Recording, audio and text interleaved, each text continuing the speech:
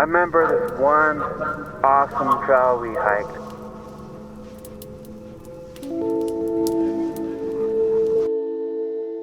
I never really wanted to join the military because I had another life in mind. I planned on marrying my high school sweetheart, and we even chatted about having 4 kids. I guess I wanted to recreate the world that I grew up in. See, my family would take me and my siblings camping like every other weekend. I remember this one awesome trail we hiked in Zion's National Park called Angel's Landing. And this trail was carved into a cliff face, switching back and forth up the mountain with a chain that you hang on to, literally. And going on these adventures like this just made me feel like Indiana Jones. And we walked to this place called Calf Creek. There's this beautiful waterfall, and I remember wading through the stream, catching frogs and snakes, and those were some of my fondest memories growing up.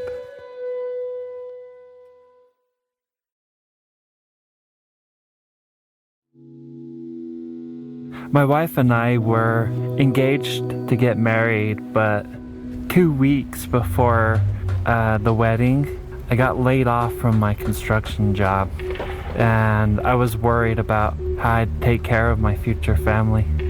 And then 9/11 happened.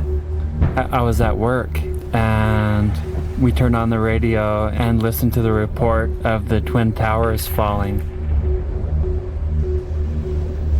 I was just in awe that something like that could happen, realizing that our country's going to war. Now, a co-worker of mine was joining the infantry, and he was bugging me about joining up with him. First, I blew it off. I'm like, military? No, I can't do that. I'm not fit for that.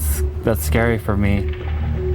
But then I thought about it more, and I thought about the needs of my wife and kids and being able to take care of them. So the recruiting place was a little outlet that I would pass by every day. I just thought I'd check it out. I went and talked to the recruiter, and all I remember him saying was that I could get free health care and free housing for my wife and my future family. And that's really all that I had cared for at that time. Within 6 weeks of first meeting with that recruiter, I was signed up with the military.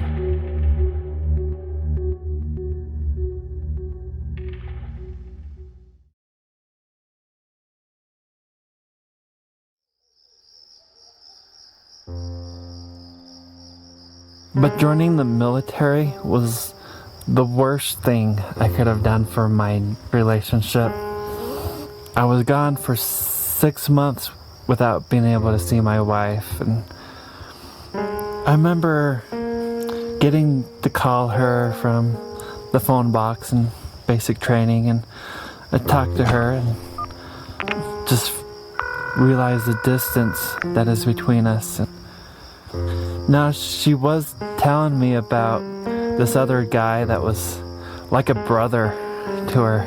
She said, I sort of suspected, that something was going on between them, but I didn't want to I just wanted to be in denial about it because it was too painful, and I just pushed it to the back of my mind. She followed her heart and had to start a relationship with him while we were married while I was away. So I started to feel quite hopeless inside. And it started affecting my training. I remember struggling, feeling weak and sad, and the drill sergeant would be yelling at me. Say things like, Man up, you little pussy, don't cry. Stop being a pansy girl. You need to grab your balls and man up. When you speak to me, you need to be loud. Yes, drill sergeant. No, louder. Yes, drill sergeant. And all kinds of things, and he just saw my timidness as like a weakness and singled me out because of that. And he'd punish me by making me do all kinds of stupid menial tasks, like cleaning the bathroom with a toothbrush, or picking up cigarette butts every day for 2 weeks. And I found myself disconnecting emotionally from everyone else, and I felt like it wouldn't even matter if I was gone.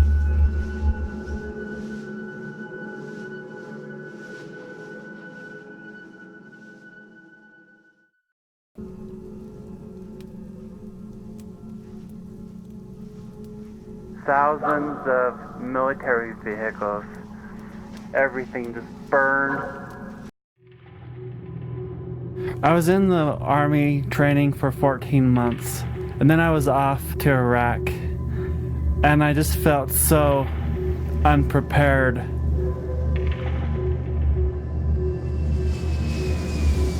Upon arriving to Iraq, we organized into a convoy to drive to this place called the Boneyard. Thousands of military vehicles, Iraqi and American, Kuwaiti tanks and helicopters and fighter jets, trucks, and everything just burned. And this was a pretty intense sign of the shit that we're gonna have to enter into.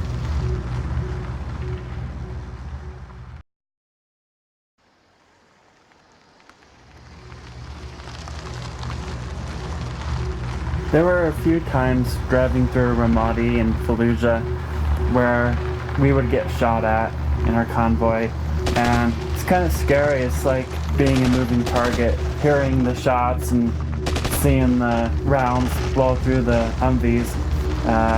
Can't really do anything because the enemy's always hidden behind walls and houses or shooting from mosques. The reason we couldn't really engage with them was because we didn't really know who our enemies were, because it was in residential areas. We wanted to limit civilian casualties. We continued into Iraq, and I remember our convoy leader made a stop, and he gave us a briefing. He told us if we see a child with a MRE bag, meal ready to eat, and it looks like the child's gonna throw that bag at us, perhaps because it had a grenade inside of it, that we had to shoot that child. The thought of it just terrifies me. And that was just something I heard with horror. I didn't want to shoot an innocent child. You see, I'm a pretty timid person, and I am what's called a conscientious objector.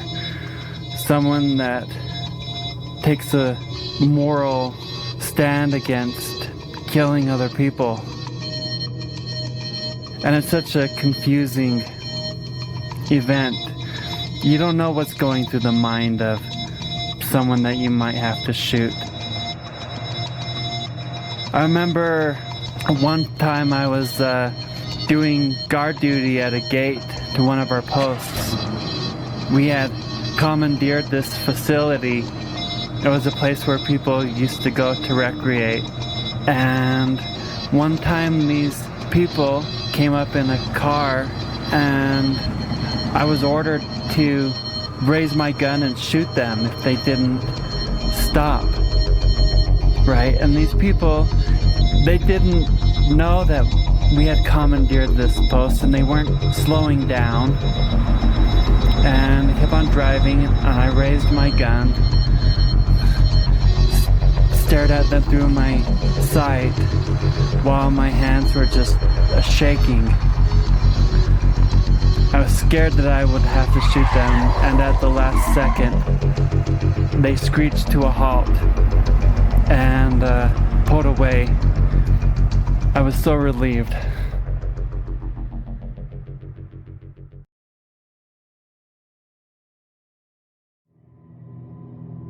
I was in Iraq for a while, and these experiences just kept on piling up.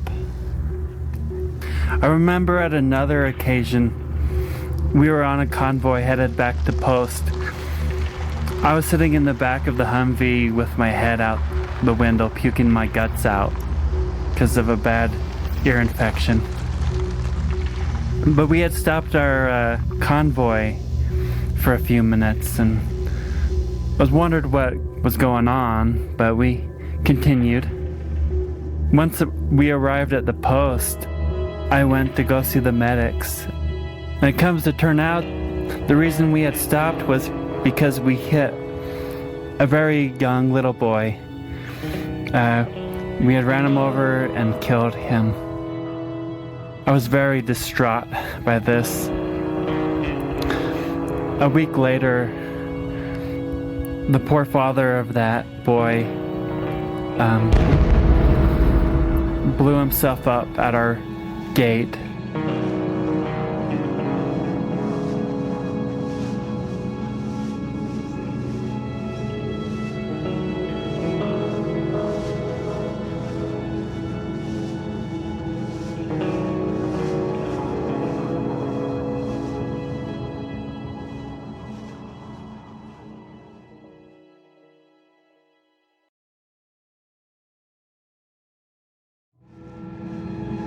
Another time, I was assigned to guard a mass gravesite. The Iraqi military had executed thousands of Kurds. Scientists were there, digging up the remains to try to identify the bodies. We had to guard these scientists and also shoot any stray dogs that were getting in there, scattering the remains. This mass grave site was hundreds of feet across, and I don't know how deep, maybe 6 feet deep. And we could just see small portions of it where the people had been dug up in heaps. It was hard to imagine the sheer amount of grief and pain associated with each of these lives that had been lost. When you sign up for the military, you know that you might witness death, but you never receive any training to learn how to cope with it.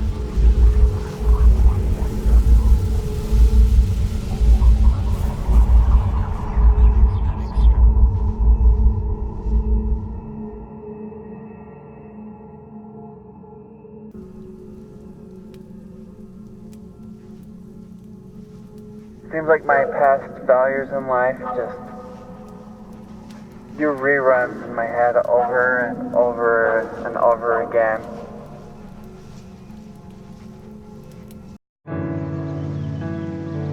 After my deployment to Iraq, I was redeployed to Germany.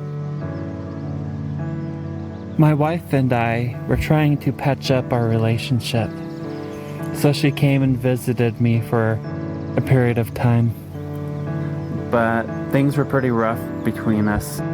Our relationship had just deteriorated to such a degree that my wife decided for a divorce and go back to the States. And this was really hard on me. I was very depressed, and I was having thoughts of suicide. I spent a lot of time alone in the arms room, replaying in my mind all of my failures and weaknesses, and I just felt so trapped. And I started wanting to take that M16 next to me, load it, and shoot myself.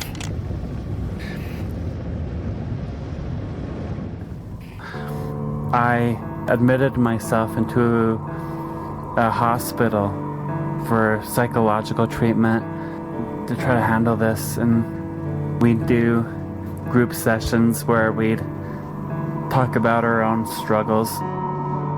And there were soldiers there, and also the wives of soldiers, that were very depressed because they felt like they weren't getting the support that they needed from their spouses. After a few weeks of therapy, I was medically discharged and sent back to the US.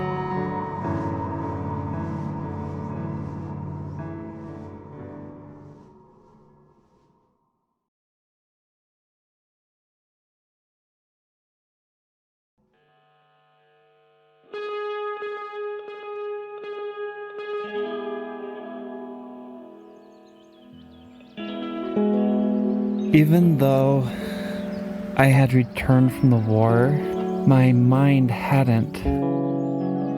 I found it hard to slip back into normal life. I moved around a lot. I slept in my pickup truck, and I also lived in a trailer in my parents' backyard. My expectations for myself was pretty low. I couldn't stay with my parents much longer. I ended up getting a job at a Walmart some distance away. It was a pretty low-wage job and not enough to pay for a place to stay for me. So I camped out in my tent next to the river, not far from work. I had found a nice little spot surrounded by trees and some nice grass, and I remember all the ducks, and I liked going kayaking down that river. I remember a few times paddling down and passed up a homeless encampment. Just people living under tarps and such next to the river. I tried to stop and talk to them, and they weren't too friendly. They were kind of sick and coughing and stuff, and I was like, oh my God, this is like the direction that I'm going towards. It's kind of a wake-up call for me, I guess. So I was staying here along the river while working for about 6 months, until the Department of Veterans Affairs contacted my parents, and through them they found me. They requested a review to see how I was doing, and they decided, after I told them of my struggles and depression and homelessness, that I needed support and that I qualified for a disability pension. And this brought quite a bit of hope for me and my future.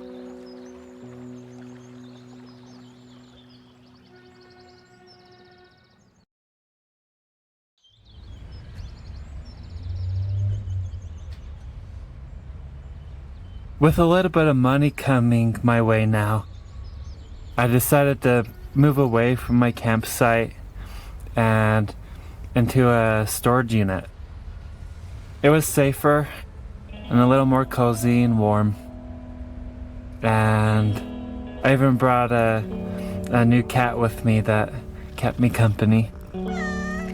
Now, I wasn't supposed to be living in there, and I even got busted by the owner, but when I spoke to him about my circumstances and that I was a vet, he had a lot of compassion on me.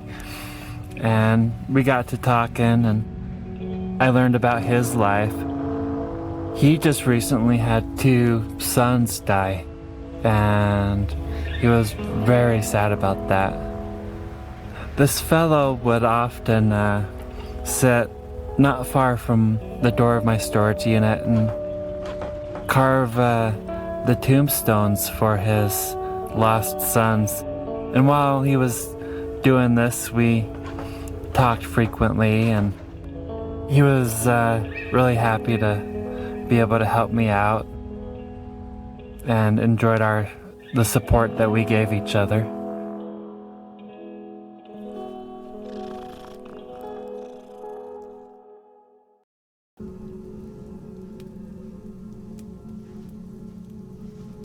I'm working to try to fill my mind with more positive memories.